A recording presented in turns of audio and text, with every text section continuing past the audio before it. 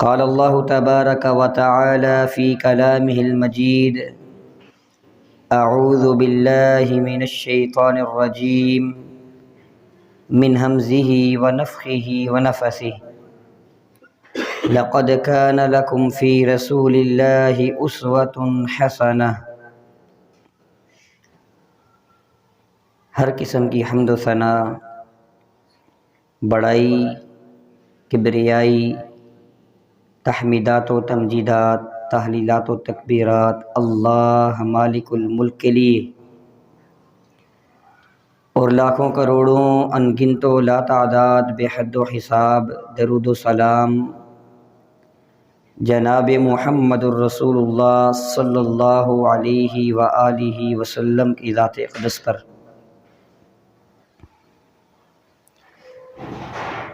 محترم بھائیو، شعبان کے مہینے کا آغاز ہو چکا ہے۔ اسلامی کیلنڈر کے اعتبار سے یہ سال کا 8واں مہینہ بنتا ہے۔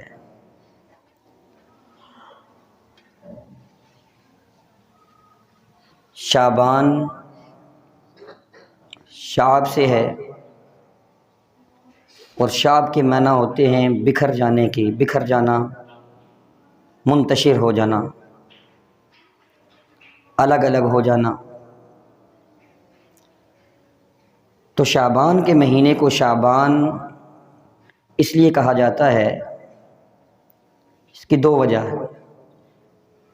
ایک وجہ تو یہ کہ اس مہینے میں عرب لوگ پانی کی تلاش میں ٹولیاں بنا کر اپنے اپنے قبیلے کو لے کر ادھر ادھر بکھر جایا کرتے تھے۔ جہاں پر پانی ملتا وہاں پر پڑاؤ ڈال لیا کرتے تھے، وہاں اپنی بستی کو آباد کر لیا کرتے تھے۔ اس لیے بھی اس کو شعبان کہا جاتا ہے۔ شعبان کے معنی یہ یاد رکھیے گا بکھرنے کے ہیں، تو پانی کی تلاش میں بکھر جاتے تھے، اس لیے اس کو شعبان کہتے ہیں، اس مہینے کے۔ اور دوسرا اس کا وجہ تسمیہ، اس نام کی وجہ یہ بھی ہے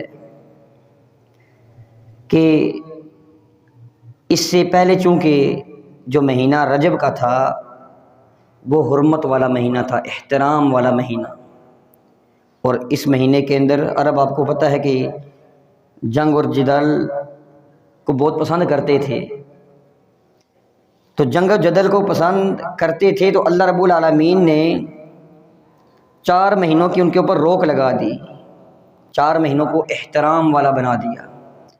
3 مہینے تو لگاتار آتے ہیں، ذوالقعدہ، ذوالحجہ اور محرم، اور یہ تینوں اکٹھے اس لیے حرمت والے بنائے، اور حرمت والے مہینوں میں جنگ و جدل کو انتہائی ناپسند فرما دیا، حرام قرار دے دیا ان کے اوپر، کہ ان مہینوں کے اندر امن ہی امن ہونا چاہیے، کسی قسم کا لڑائی جھگڑا جنگ اور جدل نہیں ہونی چاہیے۔ تو وہ 3 مہینے لگاتار اس لیے رکھے۔ ایک مہینہ حج سے پہلے کا، کہ لوگ دور دراز سے حج کے لیے آتے ہیں تاکہ ان کو حج کی طرف آنے میں کوئی رکاوٹ پیش نہ آئے، اور ایک مہینہ حج کے لیے، پھر 1 مہینہ بعد لوگوں کی گھروں کی واپسی کے لیے بھی امن والا بنا دیا، احترام والا بنا دیا، کہ لوگ امن اور سلامتی کے ساتھ، سکون کے ساتھ گھروں کو حاجی واپس لوٹ کر چلے جائیں۔ اور پھر درمیان میں ایک رجب کا مہینہ حرمت والا بنایا، اور اس کی وجہ یہ تھی کہ اگر کسی نے سال بھر کے درمیان کسی نے عمرہ کرنا ہو تو وہ اس مہینے کے اندر عمرہ کر سکتا ہے۔ امن اور سلامتی کا یہ مہینہ، احترام والا مہینہ رجب کا۔ تو چونکہ رجب جو ہی گزرتا تو پھر عرب لوگ جنگ و جدل کے لیے، جنگ و جدال کے لیے پھیل جایا کرتے تھے، اس لیے بھی اس کو شعبان کا مہینہ قرار دیا گیا، شعبان کہا جاتا ہے۔ تو محترم بھائیو، شعبان کا مہینہ اس حوالے سے بڑی فضیلت والا، بڑے شرف والا مہینہ ہے کہ نبی کریم صلی اللہ علیہ وآلہ وسلم اس مہینے کے روزوں کا بڑا اہتمام فرمایا کرتے تھے۔ امی عائشہ رضی اللہ تعالیٰ عنہ بیان فرماتی ہیں، صحیح بخاری کی یہ روایت ہے، امی عائشہ رضی اللہ تعالیٰ عنہ فرماتی ہیں لم یکن النبی صلی اللہ علیہ وسلم یصوم شہرا اکثر من شعبان فإنہ کان یصوم شعبان کلہ، فرماتی ہیں کہ نبی کریم صلی اللہ علیہ وسلم شعبان کے علاوہ کسی اور مہینے کے اتنے روزے نہیں رکھتے تھے جتنے شعبان کے مہینے کے روزے رکھتے تھے. بنا فرمایا کہ بلکہ اتنا آپ کہہ لیں کہ تقریباً سارے مہینے کے ہی روزے رکھتے تھے. اور صحیح مسلم کی روایت ہے، ام سلمہ رضی اللہ تعالیٰ عنہ امی عائشہ رضی اللہ تعالیٰ عنہ سے پوچھتی ہیں نبی کریم صلی اللہ علیہ وسلم کے نفلی روزوں کے حوالے سے کہ آپ ہمیں بتائیں کہ نبی کریم صلی اللہ علیہ وسلم نفلی روزے کس انداز کے ساتھ رکھتے تھے. تو امی عائشہ رضی اللہ تعالیٰ عنہ فرماتی ہیں کہ نبی کریم صلی اللہ علیہ وسلم بسا اوقات روزے رکھنا شروع کر دیتے، یعنی کوئی خاص ترتیب نہیں تھی نفلی روزوں کی، بسا اوقات روزے رکھنا شروع کر دیتے. ہم سمجھتے تھے کہ ابھی آپ علیہ السلام روزے چھوڑیں گے نہیں، ہمیشہ روزے رکھیں گے، اور بسا اوقات اللہ کے رسول صلی اللہ علیہ وسلم روزے چھوڑ دیتے اور ہم سمجھتے تھے کہ اب آپ روزے رکھیں گے نہیں. تو یہ رسول اللہ صلی اللہ علیہ وسلم کی نفلی روزوں کے حوالے سے انہوں نے بتایا. اور پھر فرماتی ہیں وَلَمْ أَرَهُ صَائِمًا مِّن شَهْرٍ قَطُّ أَكْثَرَ مِن صِيَامِهِ مِن شَعْبَانَ، میں نے رسول اللہ صلی اللہ علیہ وسلم کو شعبان کے علاوہ کسی اور مہینے کے اتنے روزے رکھتے ہوئے نہیں دیکھا جتنی کثرت کے ساتھ آپ علیہ السلام شعبان کے روزے رکھا کرتے تھے. اور فرماتی ہیں کان یصوم شعبان کلہ کان یصوم شعبان الا قلیلا، آپ علیہ السلام بہت تھوڑے شعبان کے دن ایسے ہوتے تھے جو آپ روزے نہیں رکھتے تھے، باقی تقریباً سارے مہینے کے آپ روزے رکھتے تھے.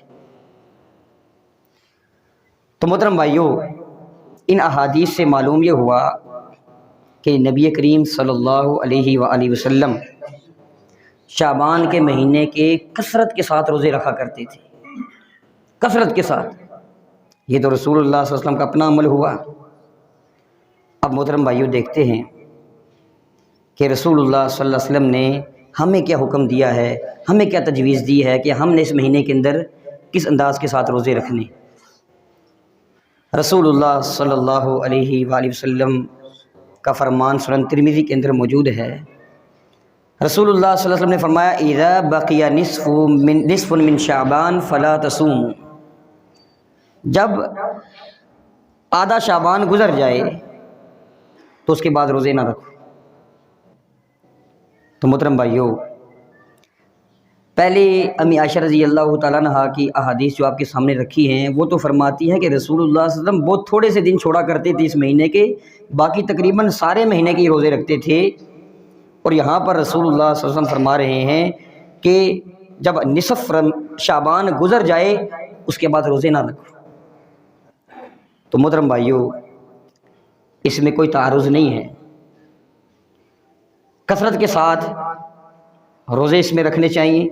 شعبان شروع ہوتے ہی ہمیں روزوں کا اہتمام کرنا چاہیے، جتنے ہو سکے روزے رکھیں. اور نصف شعبان گزرنے کے بعد بھی محترم بھائیو 3-4 طرح کے لوگ ایسے ہیں جو روزے رکھ سکتے ہیں، کوئی ممانعت نہیں ہے. وہ رسول اللہ صلی اللہ علیہ وسلم نے ان لوگوں کے لیے منع فرمایا ہے کہ جو لوگ زیادہ روزے رکھنے کی وجہ سے کہیں رمضان کے لیے کمزور نہ ہو جائیں، پھر رمضان کے روزے رکھنا ان کے لیے مشکل نہ ہو جائے.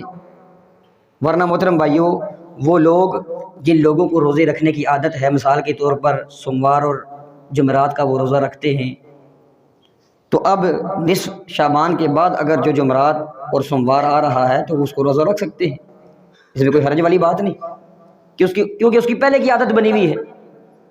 اور اسی طرح وہ شخص کہ جس نے شعبان کی سٹارٹنگ سے ہی روزے رکھنا شروع کر دیے، یا شعبان کے کچھ دن گزرنے کے بعد 4-5 دنوں کے بعد اس نے روزے رکھنا شروع کر دیے، پھر 15 شعبان کے بعد بھی اگر وہ 3-4 روزے رکھ لیتا ہے تو اس میں بھی کوئی ممانعت والی بات نہیں ہے. اور اسی طرح محترم بھائیو، اگر کسی شخص کی پچھلے رمضان کے روزے رہتے ہوں اور وہ 15 شعبان گزر گئی ہے، شعبان آدھا گزر گیا ہے اور وہ روزوں کی قضا نہیں کر پایا، تو وہ 15 شعبان کے بعد بھی وہ قضا کر سکتا ہے، وہ رمضان کے بقیہ روزے رکھ سکتا ہے. اور اسی طرح اگر رمضان کے لیے کسی شخص کو کمزوری ہونے کا اندیشہ نہ ہو. کوئی ایسا قوی شخص ہے، مضبوط شخص ہے کہ جس کو کمزوری کا کوئی اندیشہ نہیں ہے کہ میں پورے مہینے کے بھی شعبان کے روزے رکھ لوں، میں پھر بھی رمضان کے مکمل روزے رکھ لوں گا، مجھے کوئی پریشانی نہیں ہوگی، تو وہ پھر 15 شعبان کے بعد بھی، نصف شعبان کے بعد بھی روزے اگر رکھ لیتا ہے تو اس کے لیے بھی کوئی حرج نہیں ہے. جو نبی کریم صلی اللہ علیہ وسلم نے 15 شعبان کے بعد منع فرمایا ہے اس کی وجہ صرف یہی ہے کہ رمضان کے لیے انسان کمزور نہ ہو جائے، پھر رمضان کے روزے رکھنا اس کے لیے مشکل نہ ہو جائے. اور محترم بھائیوں، اسی طرح کوشش کریں تمام بھائی تمام بہنیں جن کے کسی وجہ سے بھی پچھلے رمضان کے روزے رہ گئے تھے، کوئی بیماری کی وجہ سے رہ گیا، کسی کی جو ہے وہ سفر کی وجہ سے کوئی روزہ رہ گیا، یا عورتوں کی ماہواری کی وجہ سے کوئی روزے رہ گئے، تو ایسے ہی عورتیں، ایسے مرد جن کے کچھ روزے پچھلے رمضان کے بقایا ہیں، وہ شعبان کے مہینے میں ان کی قضا کر لیں، وہ روزے مکمل کر لیں. امی عائشہ رضی اللہ تعالیٰ عنہ کے بارے میں آتا ہے، صحیح بخاری اور مسلم کی روایت ہے. امی عائشہ رضی اللہ تعالیٰ عنہ فرماتی ہیں کان یکون علیہ الصوم، کہ مجھ پر رمضان کے کچھ روزے بقایا ہوتے تھے، رمضان کے کچھ روزے میرے بقایا ہوتے تھے. فما استطیع ان اقضی الا فی شعبان، تو مجھے سال بھر میں وہ ان کی قضا کرنے کا، ان کو رکھنے کا موقع نہیں ملتا، تو شعبان میں میں ضرور رکھا کرتی تھی.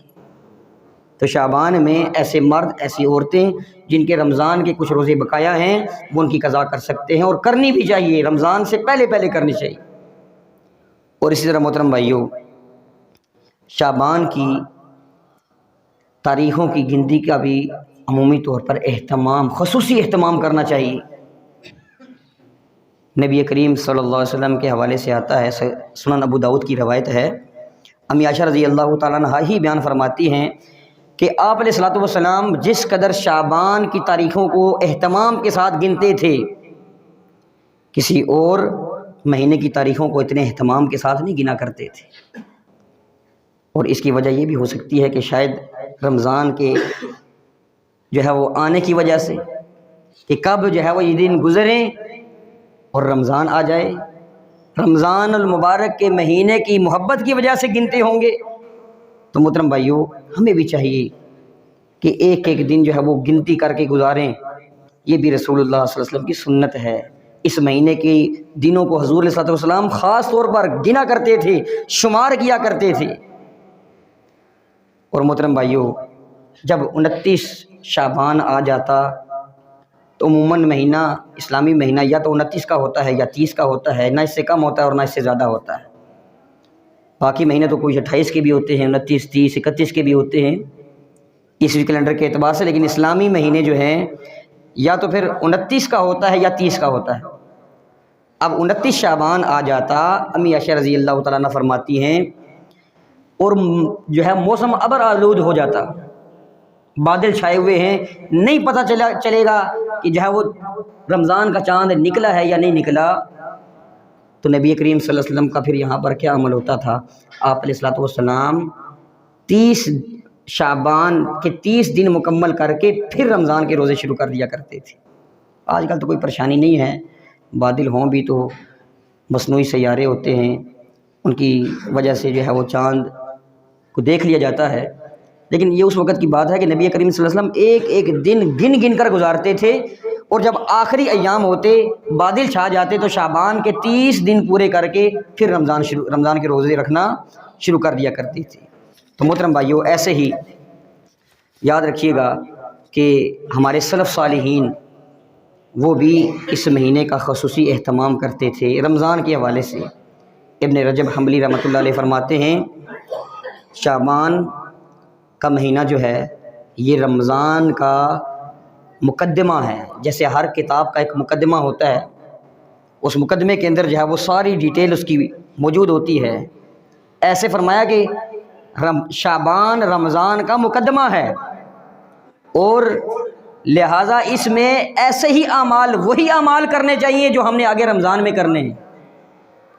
تاکہ رمضان المبارک کی برکات کے حصول کے لیے ہمارے لیے آسانی ہو سکے، ہم تیار ہو سکے کہ ہم آسانی کے ساتھ رمضان المبارک کی برکتیں سمیٹ سکیں۔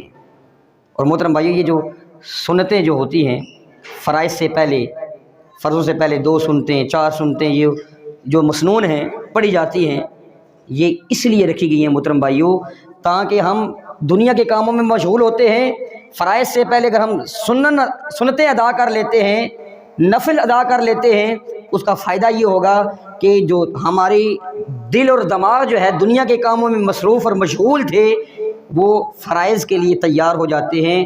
جو خیالات ہمیں فرائض میں آنے تھے وہ سنن اور نوافل میں ہی آ جائیں اور فرائض کے لیے ہم دلی اور دماغی طور پر بالکل تیار ہو جائیں، اس لیے یہ سنتیں اور نوافل جو ہے فرائض سے پہلے رکھے گئے۔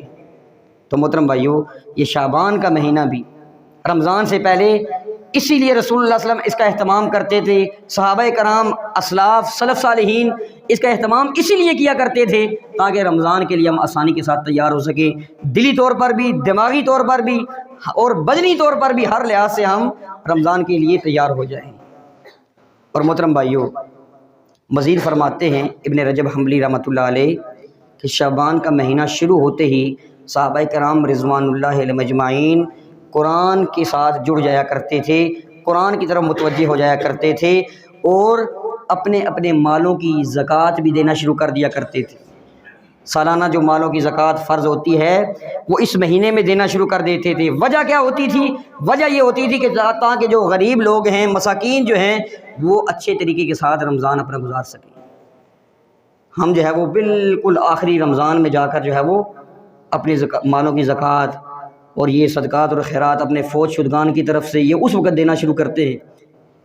تو جب محترم بھائیو ہمیں اس چیز کی فکر ہونی چاہیے، اور صحابہ کرام اس کا اہتمام کرتے تھے کہ رمضان سے بھی پہلے شعبان کے مہینے کے اندر اپنے مالوں کی زکوٰۃ وغیرہ دے دیا کرتے تھے تاکہ غریب غربا جو ہیں وہ آسانی کے ساتھ ایزیلی بغیر کسی مشقت اور پریشانی کے وہ اپنا رمضان گزار سکے۔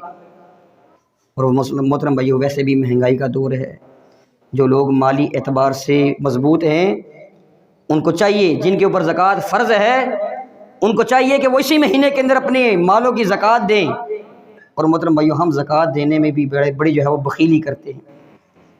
اگر کسی کی جو ہے وہ 1,00,000 روپیہ کسی کے اوپر زکوٰۃ بنتی ہے، وہ جو ہے وہ 100-200 بندے ڈھونڈے گا، 500 اور 1000 روپے ایک کو جو ہے وہ جا کر دے گا، نام بھی ہو جائے، شہرت بھی ہو جائے۔ نہیں محترم بھائی، ایسا نہیں ہونا چاہیے۔ چند بندے آپ لے لیں اور کم از کم 15 سے 20 ہزار روپیہ جو ہے وہ آپ ایک شخص کو دیں تاکہ اس کے مہینے کا جو ہے وہ رمضان تو آسانی کے ساتھ گزر جائے۔ تو اس لیے محترم بھائیو، بہت زیادہ جو ہے وہ آگے کثرت کے ساتھ مساکین کو ڈھونڈ کر 1000-500 روپیہ دینے کی ضرورت نہیں ہے۔ آپ چند مساکین کو لیں، 1,00,000 روپیہ آپ کے اوپر زکوٰۃ فرض ہوئی ہے، آپ نے دیکھی تو محترم بھائیو 20 بند جو ہے وہ 5 بندے آپ ڈھونڈ لیں، 10 بندے ڈھونڈ لیں، پھر ان کے اوپر اس حساب سے 10,000 روپیہ 20 ہزار روپیہ آپ آسانی کے ساتھ تقسیم کر لیں، ان کا مہینہ آسانی کے ساتھ گزر جائے، مہینے کا راشن وہ آسانی کے ساتھ خرید لیں۔ اور محترم بھائیو، حبیب بن ابی ثابت رحمہ اللہ فرماتے ہیں یہ شعبان کا جو مہینہ ہے، ان ھذا الشہر شہر القراء، یہ قاریوں کا مہینہ ہے، قاریوں کا مہینہ۔ اور فرماتے ہیں کہ عمر بن قیس رحمہ اللہ جب یہ مہینہ آتا اپنا کاروبار چھوڑ دیتے، اپنی دکان بند کر دیتے اور قرآن مجید کے ساتھ جڑ جایا کرتے تھے۔ قاریوں کا مہینہ کیوں کہا گیا؟ کیونکہ محترم بھائیو، قراء حضرات نے پھر آگے رمضان مبارک میں قرآن سنانا ہوتا ہے، تراویحیں جو ہے وہ پڑھنی ہوتی ہیں، سنانی ہوتی ہیں، تو اس لیے وہ آسانی کے ساتھ جو ہے اس کے اندر جو ہے وہ تیاری کر سکتے ہیں۔ اس پورے مہینے کے اندر وہ دل کے ساتھ، لگن کے ساتھ، محنت کے ساتھ اگر قرآن مجید کو یاد کر لیتے ہیں تو رمضان مبارک کے مہینے میں بغیر مشقت کے وہ آسانی کے ساتھ جو ہے وہ تراویحیں سنا سکتے ہیں۔ ورنہ صبح سے لے کر شام تک جو ہے وہ مغرب ہونے تک، روزہ افطار ہونے تک وہ بیچارے پریشان ہی رہتے ہیں، یہ جو ہے وہ سپارہ مجھے کچا ہے، مجھے صحیح طریقے سے یاد نہیں ہے۔ نہیں محترم بھائیو، یہ کام آپ شعبان میں ہی کر لیں۔ یہ جو ہے وہ ہمارے سلف صالحین اس کو قاریوں کا مہینہ بھی کہا کرتے تھے، یہ قاریوں کا مہینہ ہے، حفاظ کرام کا مہینہ ہے۔ تو محترم بھائیو، یہ چند باتیں تھیں شعبان کے حوالے سے۔ انشاءاللہ کچھ اور گزارشات بھی ہیں، وہ اگلے خطبے میں انشاءاللہ ہم بیان کریں گے۔ اللہ تعالی ہمیں عمل کرنے کی توفیق عطا فرمائے۔ اللہ رب العالمین اس مہینے سے ہمیں فائدہ اٹھانے کی توفیق عطا فرمائے، کثرت کے ساتھ روزے رکھنے کی توفیق عطا فرمائے۔ وآخر